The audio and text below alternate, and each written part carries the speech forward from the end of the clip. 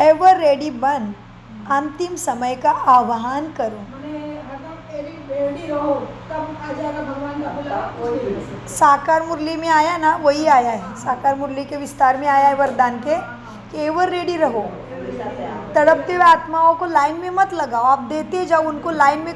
वे आपका रास्ता देखने का नहीं पड़े, वे वही दरकार ही नहीं पड़े कि लाइन में, जैसे भक्ति में लगता है ना मंदिरों में बहुत भीड़ है, कुछ बड़ा त्यौहार है तो लाइन आने के लिए लाइन है, कितने घंटे के बाद नंबर आता है मूर्ति के पास जाने का, वो भी 1 सेकंड का।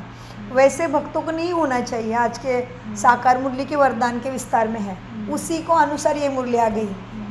तो एवर रेडी बन, अंतिम समय का आह्वान करो। मुरली है 24/6/72। अपने को बाप समान समझते हो? बाप समान स्थिति के समीप अपने को अनुभव करते हो? समान बनने में अब कितना अंतर बाकी रहा है, चेक किया? बहुत अंतर है या वह थोड़ा है? लक्ष्य तो सभी का यही है ना, बाप समान बने। और बाप का लक्ष्य भी है कि बच्चे बाप से भी ऊंचे बने। अब प्रैक्टिकल में क्या है? बाप के समान सामना करने की शक्ति नहीं आई है क्या? नंबरवार पुरुषार्थानुसार अंतर है। किसका कितना अंतर है? किसका कितना अंतर है? सभी का एक समान तो नहीं है। 50% अंतर तो बहुत है। इसको कितने समय में मिटाएंगे बताओ? अब तक बाप और बच्चों में इतना अंतर क्यों? बाप समान बनने में इतना अंतर क्यों? हाँ, अपने को एवर रेडी समझते हो ना? तो एवर रेडी का अर्थ क्या है? एवर रेडी सदा समय का आह्वान करते हैं। तो जो एवर रेडी होता है वह आह्वान करते हुए अपने को सदा तैयार भी रखते हैं। अंतिम समय का सामना करने के लिए अब तैयार होना है ना। अगर समय आ जाए तो 50% समानता की प्राप्ति क्या होगी? प्राप्ति तो आधा ही होगी। फिर 50% ही तैयार हो तो फिर इसीलिए जी एवर रेडी अर्थात अंतिम समय के लिए अपने को सर्वगुण संपन्न बनाने वाला, मतलब एवर रेडी। संपन्न तो होना है ना। गायन भी है। क्या गायन है? सर्वगुण संपन्न बनने वाला। क्या गायन है तुम्हारा? गायन भी है। सर्वगुण संपन्न बनाने वाला। संपन्न तो होना ही है ना। बाप भी संपन्न है तो बना भी रहा है संपन्न, तो संपन्न तो होना है। तुम्हारा गायन भी है। क्या गायन है फिर से?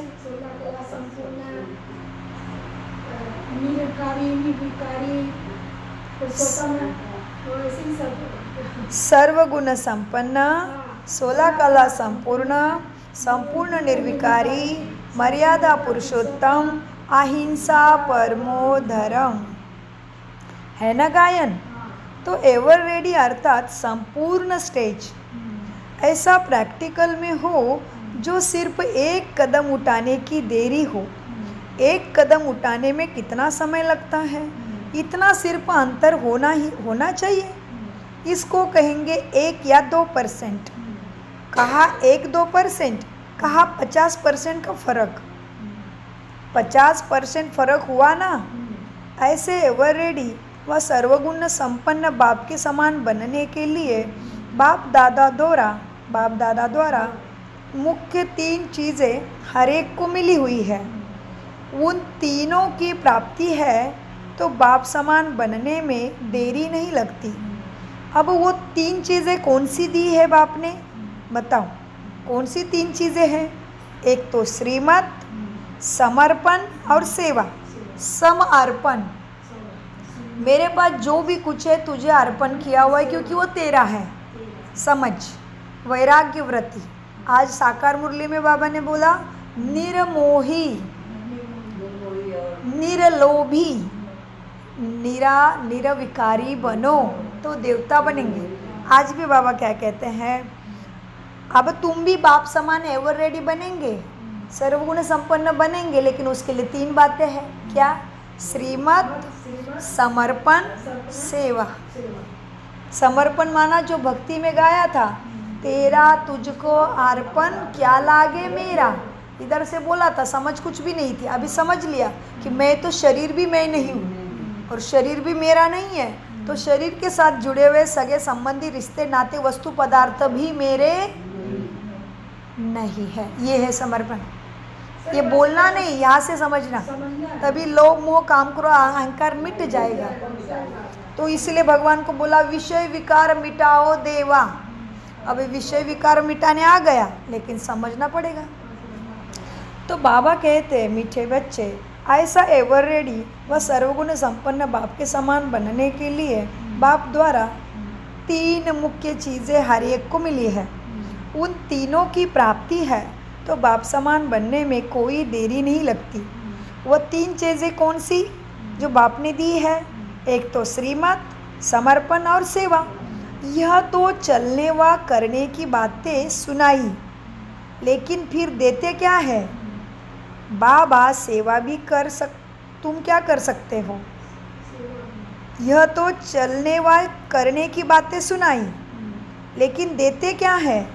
सेवा भी करते हो, समर्पण भी करते हो, लेकिन किसके आधार से? जन्म तो लिया, लेकिन दिया क्या बाप को? वर्षे में भी मुख्य क्या देते हैं? बाप क्या देते हैं तुम्हें, और तुम क्या देते हो बाप को? वर्षे में ही बाप क्या देते हैं? हर एक ने बताया। हाँ, भले रस तो आ जाता है, सिर्फ स्पष्ट करने के लिए भिन्न भिन्न रूप से सुनाया जाता है। थोड़ा गहरी मुरली है, ध्यान से सुनेंगे। बाबा कहते हैं देखो बच्चे, क्या है, ऐसा एवर रेडी व सर्वगुण संपन्न बाप के समान बनने के लिए बाप दादा द्वारा मुख्य 3 चीज़ें हर एक को मिली है। उन तीनों की प्राप्ति है तो बाप समान बनने में कोई देरी नहीं लगती। वह 3 चीज़ें कौन सी बाप ने दी है? श्रीमत, समर्पण और सेवा। यह तो चलने व करने की बातें सुनाई, लेकिन देते क्या है? सेवा भी कर सकते हो, समर्पण भी हो सकते हो, लेकिन किसके आधार से? जन्म तो लिया, लेकिन दिया क्या? वर्षे में भी मुख्य क्या देते हैं? भले रहस्य तो आ जाता है, सिर्फ स्पष्ट करने के लिए भिन्न रूप से सुनाया जाता है। भले पहले देते क्या है तुम्हें? लाइट, स्वयं की पहचान आत्मा हो। पहले देते हैं लाइट, दूसरा देते हैं माइट माना शक्ति देते बाबा, और तीसरा देते हैं डिवाइन इंसाइट, अर्थात तीसरा नेत्र तुम्हें मिलता है। अगर यह 3 चीज़ें नहीं है तो तीव्र पुरुषार्थी बन बाप के समान नहीं बन सकते। पहले तो जो आत्माएं बिल्कुल अज्ञान अंधेरे में आ चुकी है ना, उनको रोशनी अर्थात लाइट चाहिए। फिर लाइट के साथ क्या चाहिए? माइट भी चाहिए। तो लाइट है आत्मा की स्वयं की पहचान, बाप की पहचान, और माइट फिर उसके याद से मिलने वाली शक्ति, जो चल पड़ते हैं, समझ जाते हैं, फिर हाँ उतर जाता है बुद्धि में, हाँ बाबा आप ही सत्यम शिवम सुंदरम ठीक हो, बाकी सारा झूठ पढ़ते आया अभी तक और नीचे भक्ति में उतरते ही आए।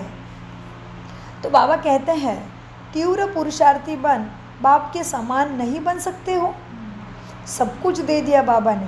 हाँ, पहले देते हैं लाइट, दूसरा देते हैं माइट, तीसरा देते हैं डिवाइन इनसाइट अर्थात तीसरा नेत्र। अगर यह 3 चीज़ों नहीं है तो तीव्र पुरुषार्थी बन बाप के समान नहीं बन सकते। पहले तो जो आत्माएं बिल्कुल अज्ञान अंधेरे में आ चुकी है, उनको रोशनी अर्थात लाइट चाहिए, और लाइट के साथ फिर अगर माइट नहीं है तो लाइट की भी जो मदद लेनी चाहिए वो नहीं ले पाते हैं। इस लाइट और माइट के साथ जो तीसरा नेत्र, क्या मिला लाइट और माइट के साथ? हो आत्मा, लाइट और माइट के साथ क्या मिला? तीसरा नेत्र। बहुत अच्छा।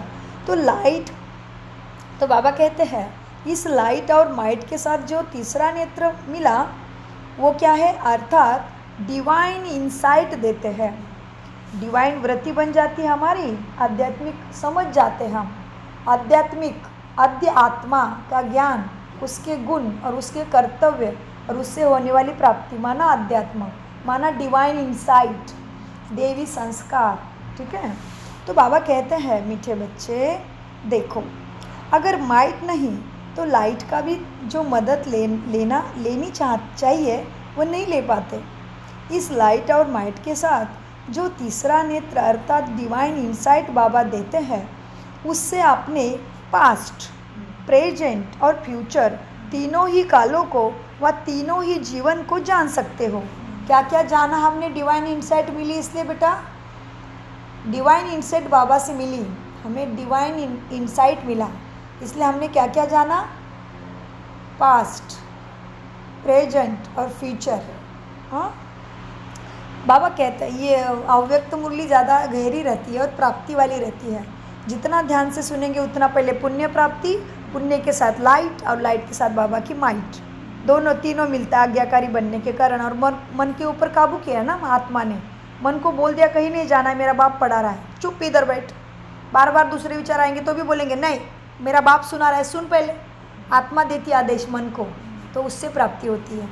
तो बाबा कहते हैं मीठे बच्चे, इस लाइट और माइट के साथ जो तीसरा नेत्र अर्थात डिवाइन इंसाइट देते हैं, उससे अपने पास्ट, प्रेजेंट और फ्यूचर तीनों ही कालों को व तीनों ही जीवन को जान सकते हो। जब यह तीनों ही चीज़ें प्राप्त होती है ना, तभी ही अपना बर्थ राइट प्राप्त कर सकते हो, अर्थात वर्षा बाप से प्राप्त कर सकते हो। जो तो पहले लाइट, माइट और डिवाइन इंसाइट बाप देते हैं, इस द्वारा ही अपने बर्थ राइट को पा सकते हो और राइट को जान सकते हो। राइट शब्द के भी दो अर्थ होते हैं, एक अर्थ है बर्थ राइट अर्थात वर्षा, और दूसरा राइट और रॉन्ग की बात है। दूसरा क्या मिलता है? दूसरा राइट और रॉन्ग की पहचान मिलती है। भक्ति में कितना रॉन्ग सुनाया और रॉन्ग किया, और अभी कितना उसका राइट, प्राप्ति संपन्न बनने के लिए क्या राइट है। भक्ति में कथा कीर्तन सुनते गए, जो भी करते गए, उसमें से प्राप्ति कुछ नहीं हुई, वो सब कुछ रॉन्ग ही कर रहे थे, इसलिए और नीचे गिरते गए। तो बाबा कहते हैं राइट शब्द का दो अर्थ होता है। तो लाइट, माइट और डिवाइन इंसाइट बाप देते हैं, इस द्वारा ही अपने बर्थ राइट को पा सकते हो। बर्थ राइट माना जन्म सिद्ध अधिकार बाप से, बर्थ राइट को पा सकते हो। बाबा ने आज ज़्यादा इंग्लिश शब्द यूज़ किए हैं, तो ध्यान से सुनिए।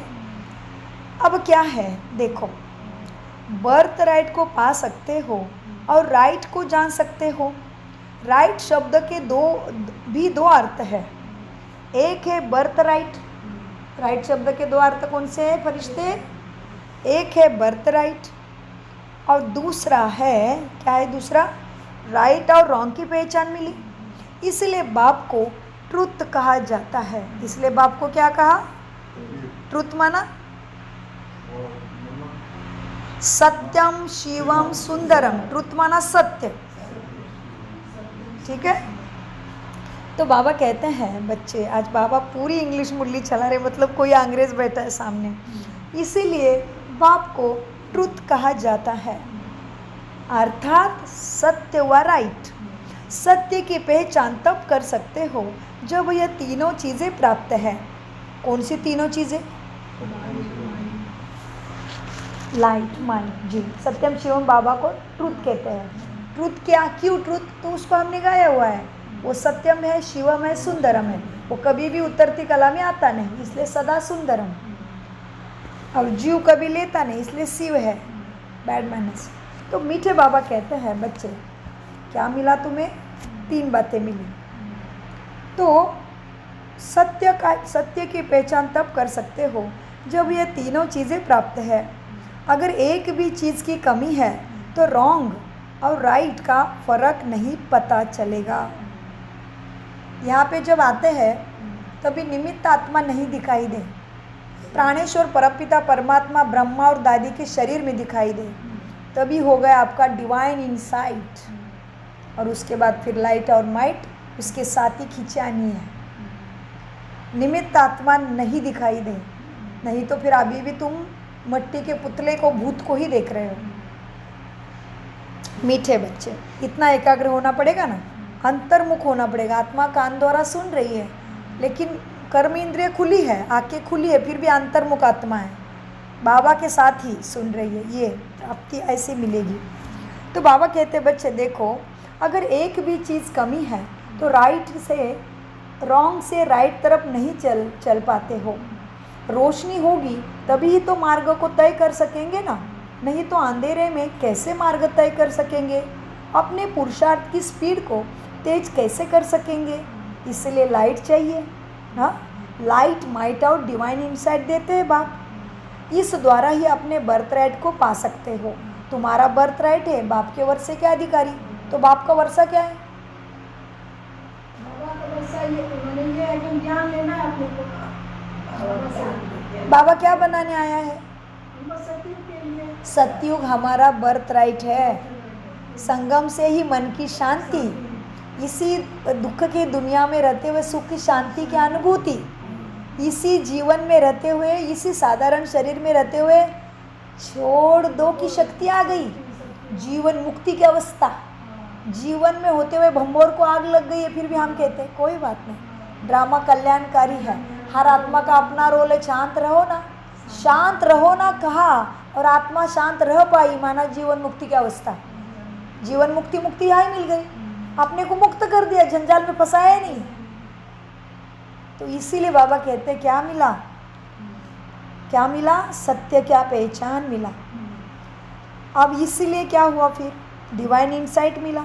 डिवाइन इंसाइट मिला तो प्राप्ति मिली। सब प्राप्ति क्या मिली? बाप का वर्षे का अधिकारी। तो बाप मेरा क्या बनाने आया है? दुखी दुनिया से सुखी दुनिया, और मैं उसका मालिक बन जाता हूँ, क्योंकि बाप से वर्षा, बाप जो बनाएगा वो मेरी प्रॉपर्टी हो गई। मैं बाप का बच्चा बना तो प्रॉपर्टी का अधिकारी बना ना।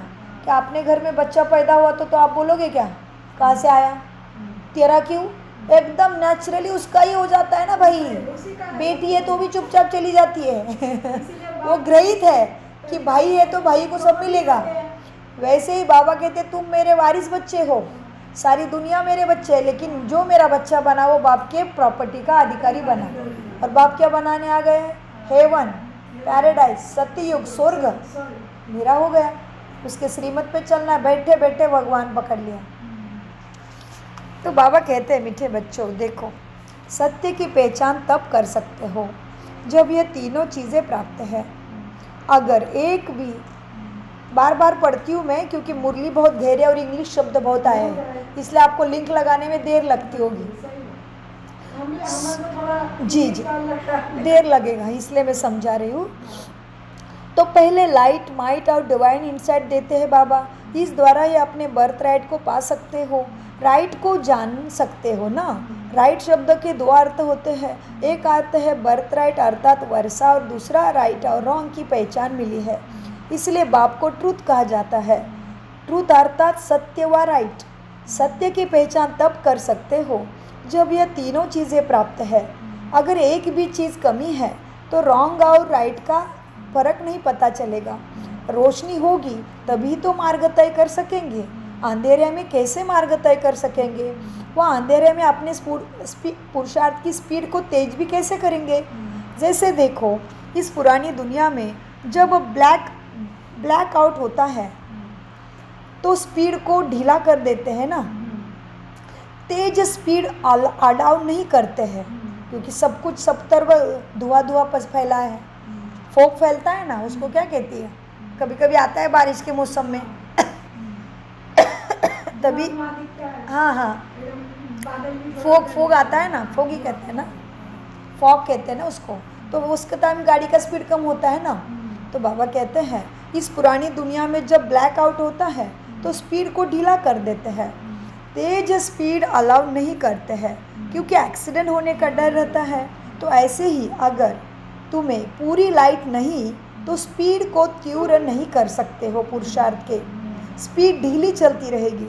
साथ साथ अगर माइट नहीं है तो लाइट के आधार से चल तो पड़ते हो, लेकिन माइट ना होने के कारण जो विघ्न सामने आते हैं उनका सामना नहीं कर पाते हो, विघ्नों में गिर जाते हो, माया गिरा देती है। इसलिए स्पीड रुकने के कारण सामना भी नहीं कर पाते हो परिस्थिति का। स्पीड रुकने के कारण सामना ना कर पाएंगे तो क्या होगा, फिर रुक ही जाएंगे। बार बार रुकने के कारण भी स्पीड तेज अर्थात तीव्र पुरुषार्थ की नहीं होती है। और डिवाइन इंसाइट अर्थात दिव्य नेत्र, तीसरा नेत्र भी खुला हुआ नहीं है। चलते चलते ये नेत्र भी माया बंद कर देती है। जैसे आजकल गवर्नमेंट भी किसी को पकड़ने के लिए व किसी हंगामे को बंद करने के लिए क्या करती है, गैस छोड़ देती है ताकि आंखें बंद हो जाती है।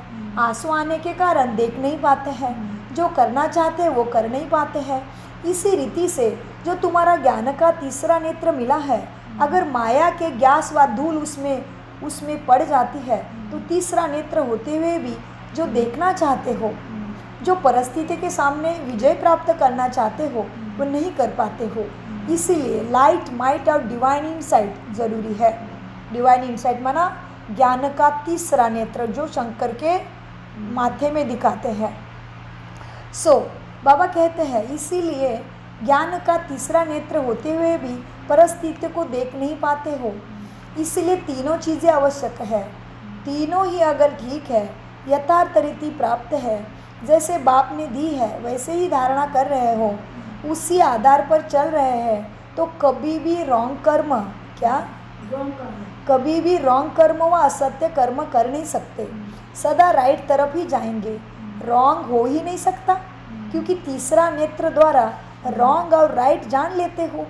तब जान लिया है तो फिर रॉन्ग होएगा ही नहीं। लेकिन माया की धूल पड़ने से परख नहीं पाते हो, इसलिए राइट को छोड़ रॉन्ग मार्ग पे चले जाते हो।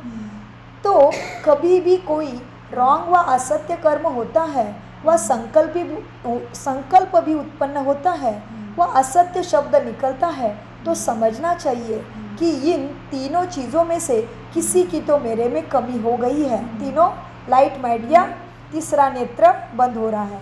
माना आत्मिक स्थिति मतलब आत्मा की याद नहीं और आत्मा के बाप की शिक्षा की भी याद नहीं है। इसीलिए जजमेंट नहीं कर पाते हो परिस्थिति में। और जब तक राइट रॉन्ग को नहीं जानते हो तो संपूर्ण बर्थ राइट भी बाप से नहीं ले सकते। राइट कर्म से संपूर्ण बर्थ राइट मिलता है।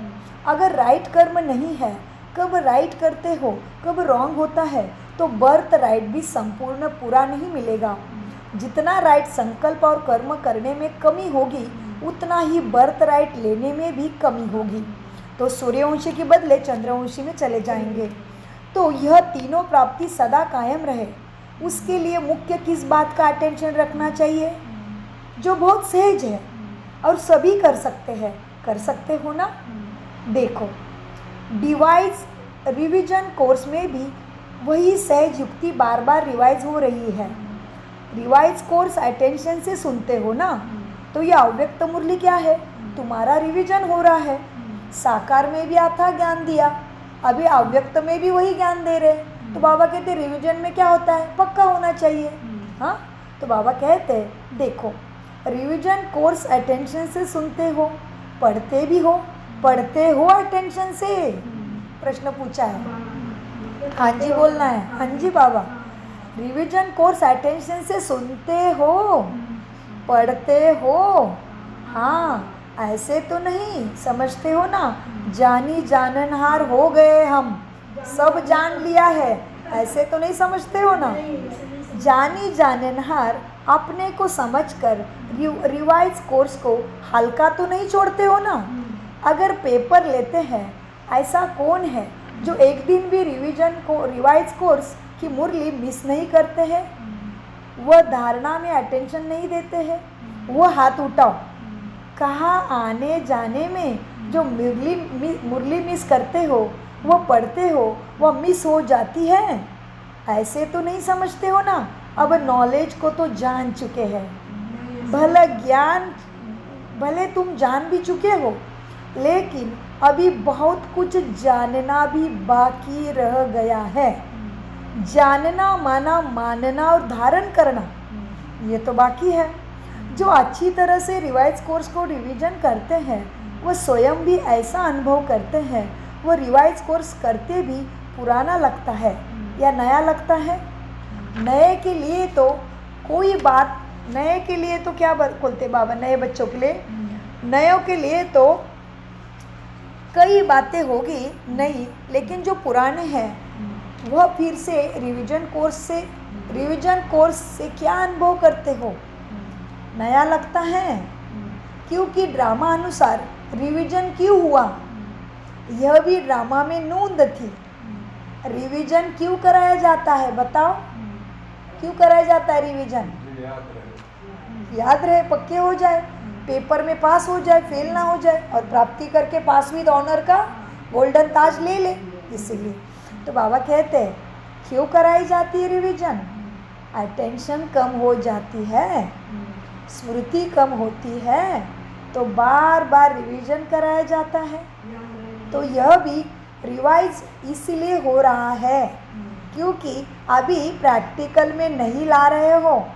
जितना रिवीजन हो, जितना सुना है, जितना सुनाते हो, उतनी प्रैक्टिस में पावर नहीं भरी है। इसलिए पावरफुल बनने के लिए फिर से यह कोर्स चल रहा है। बाप रिवीजन करा रहा है पुरानों को पावरफुल बनाने के लिए, और नए को पावरफुल बनाने के साथ साथ अपना हक पूरा मिलने के कारण भी ये रिवाइज कोर्स चल रहा है। तो अब इसी कमी को भी भरने के लिए अटेंशन को बार बार रिवाइज करना है। तो रिवाइज कोर्स से जो संस्कार और स्वभाव परिवर्तन में लाना चाहते हो वो परिवर्तन में आ जाएंगे। अच्छा, ये तो बीच में पेपर हो गया। पहली जो बात पूछ रहे थे, सहज युक्ति कौन सी है जो रिवाइज कोर्स में भी बहुत रिवाइज हो रही है? वह क्या है? अमृत वेले। अमृत वेले अपने आप से और बाप से रोयान करना, वह अमृत वेले को महत्व देना। जैसे नाम कहते हो वैसे ही उस वेले को वरदान भी तो मिला हुआ है। नाम ही है अमृत वेला, तो अमृत को मिस नहीं करना है। तो देखो, उस वेले को नाम ही मिला है, उस वेले को वरदान भी मिलता है बाप से। कोई भी श्रेष्ठ कर्म करते हैं तो आज तक के यादगार में भी वेला को देखते हैं ना, मुहूर्त निकालते हो ना, तो यह भी ब्राह्मणों के लिए अमृत वेला है। यह तुम्हारे लिए वरदानों की वेला है।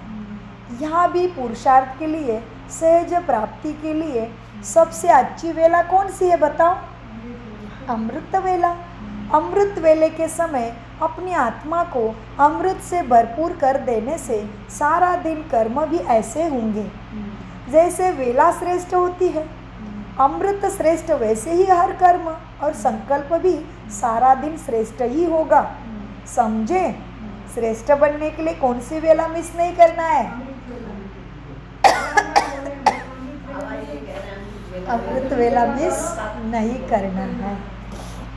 बाबा कहते दुनिया में भी कुछ कार्य करते हो तो मुहूर्त देखते हो।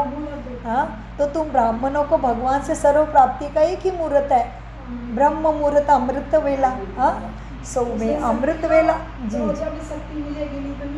जी। तो अमृत वेला श्रेष्ठ होगी तो जैसी वेला वैसे कर्म दिन भर होंगे। हाँ, अमृत श्रेष्ठ वैसे ही हर कर्म और संकल्प भी सारा दिन श्रेष्ठ होगा।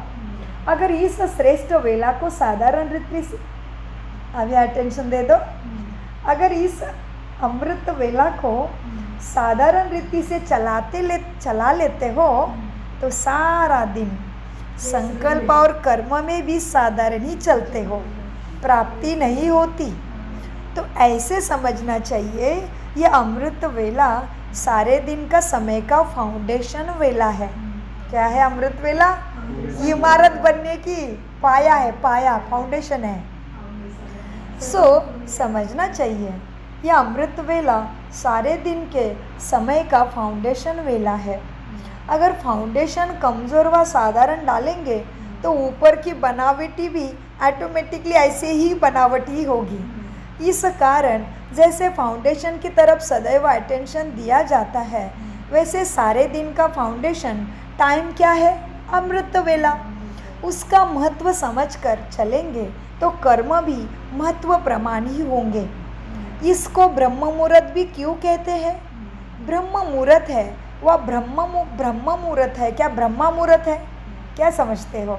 ब्रह्म है या ब्रह्मा है? ब्रह्म माना रहने का स्थान, ब्रह्मांड, और ब्रह्मा माना ब्रह्मा बाबा। तो बाबा एक सुंदर प्रश्न पूछते हैं, यह वेला को ब्रह्मा मुहूर्त कहते हो या ब्रह्म मुहूर्त कहते हो?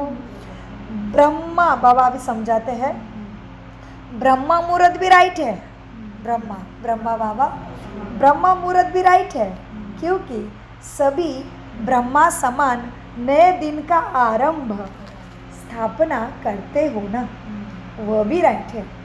लेकिन ब्रह्म मुहूर्त का अर्थ क्या है फिर? उस समय का वायुमंडल ऐसे होता है जो आत्माएं सारी नींद के आगोश है। तो वायुमंडल में अशुद्ध वातावरण में वाइब्रेशन अशुद्ध नहीं है, इसीलिए बाबा कहते दोनों शब्द का अर्थ बाबा समझाते हैं। लेकिन ब्रह्म मुहूर्त का भी अर्थ क्या है? उस समय का वायुमंडल ऐसा होता है जो आत्माएं सहज ही ब्रह्म निवासी बनने का अनुभव कर सकती है, माना आत्मिक स्थिति का अनुभव, शांति, परम शांति, परमात्मा के साथ कनेक्शन, और उसका अनुभव कि सच में मुझे भगवान मिला है, मेरा साथी बना है, मेरी बात वो सुनता है। यह अनुभव कब होगा? ब्रह्म मुहूर्त में ब्रह्म लोक के साथ कनेक्शन आसान हो जाता है। इसीलिए ब्रह्म मुहूर्त का अर्थ है उस समय का वायुमंडल ऐसा होता है जो आत्मा सहज ही ब्रह्म निवासी बनने का अनुभव कर सकती है। दूसरे समय में पुरुषार्थ करके भी आवाज़ में वायुमंडल से अपने को डिटैच करते हो या मेहनत करते हो, लेकिन उस समय इस मेहनत की आवश्यकता नहीं होती, आप ही कनेक्ट हो जाते हो। जैसे क्योंकि सारी आत्माएं सो गई है, इसीलिए जैसे ब्रह्म घर क्या है, ब्रह्म क्या है? घर, शांति धाम है, वैसे ही अमृत वेले के समय भी ऑटोमेटिकली साइलेंस ही रहती है। साइलेंस के कारण शांत स्वरूप की स्टेज व शांति धाम निवासी बनने की स्टेज को सहज ही धारण कर सकते हो। तो जो श्रीमत मिली हुई है इसको ब्रह्म मुहूर्त के समय स्मृति में लाएंगे तो ब्रह्म मुहूर्त व अमृत वेला के समय स्मृति भी सहज आ जाएगी। देखो, पढ़ाने वाले भी पढ़ाई को स्मृति में रखने के लिए इसी टाइम पढ़ने की कोशिश करते हैं, क्योंकि इस समय सहज स्मृति में रहता है। तो अपनी स्मृति को भी समर्थवान बनाना है, तो कैसे? समर्थवान। तो अपनी स्मृति को भी समर्थवान बनाना है तो स्वतः स्मृति स्वरूप बनना है, तो अमृत वेले की मदद से व श्रीमत का पालन करने से सहजी स्मृति को समर्थिवान बना सकते हो। मीठे बच्चे, फरिश्ते, स्मृति को कैसे बना सकते हो? अमृत वेले में उठने से सहजी स्मृति समर्थवान बना सकते हो। कैसे बना सकते हो? स्वतः ही स्मृति स्वरूप बनेंगे और अमृत वेले के मदद से श्रीमत की पालना करने से सहजी समर्थवान बनेंगे। जैसे समय की वैल्यू है ना, इतनी इस समय को वैल्यू देते हो वह कभी नहीं देते हो, कभी देते हो। वैल्यू का तराजू कभी नीचे और कभी ऊपर तो नहीं होता है ना। क्या होता है? अमृत वेला होती या नहीं होती है? यह बहुत सहज युक्ति बाप ने बच्चों के लिए दी है। सिर्फ इसी युक्ति को इतनी वैल्यू देनी है। जैसे श्रीमत है उसी प्रमाण समय को पहचान कर और समय प्रमाण कर्तव्य किया तो बहुत सहज सर्व प्राप्ति कर सकते हो। देखा, सब कुछ मिल जाएगा, लेकिन समय को पहचानना पड़े। और ये फरिश्ता तो बहुत श्रेष्ठ है, ये उठ ही जाता है 5 बजे से स्कूल के लिए। तो बाबा कहते हैं देखो क्या है, समय को वैल्यू देना है। हाँ, वैल्यू का तराजा कब ऊपर नीचे नहीं करना। जैसे श्रीमत है उसी प्रमाण समय को पहचान कर और समय प्रमाण कर्तव्य किया तो बहुत सहज सर्व प्राप्ति कर सकते हो। फिर क्या होगा? मेहनत से छूट जाएंगे, माया को, रावण को जीत पाएंगे। छूटना, हाँ, छूटना चाहते हो ना, क्या पकड़ के रखना है, माया जाल में फंसना है, क्या छूटना चाहते हो? पूछ रहे फरिश्तों को बाबा आज। बाबा खुश है फरिश्ते क्लास में आते ही। छूटना चाहते हो माया जाल से जन्मों जन्मों के? छूटना चाहते हो तो उसके लिए जो साधन है उसको अपनाओ तो सही। जो बाप से साधन मिले हैं, श्रीमत मिली है, उसको अपनाते जाओ। अच्छा, सदा लाइट और माइट हाउस बन। मीठे बच्चों को बाबा क्या कहते हैं? सदा लाइट और माइट हाउस बन चलने वाले सर्व आत्माओं को डिवाइन इंसाइट देने वाले बच्चों को, डिवाइन इंसाइट सबको देने वाले बच्चों को बाप दादा का याद, प्यार, गुड मॉर्निंग, नमस्ते प्यारे बाबा, नमस्ते। हम सदा लाइट हाउस, माइट हाउस बन चलने वाले सर्व आत्माओं को डिवाइन इंसाइट देने वाले मीठे बच्चों का बाप दादा को याद, प्यार, गुड मॉर्निंग, नमस्ते प्यारे बाबा, नमस्ते। सब कुछ समझते, धारण करते और कराते मीठे प्यारे बाप दादा का अनगिनत पदम गुना शुक्रिया शुक्रिया शुक्रिया। शुक्रिया फरिश्तों।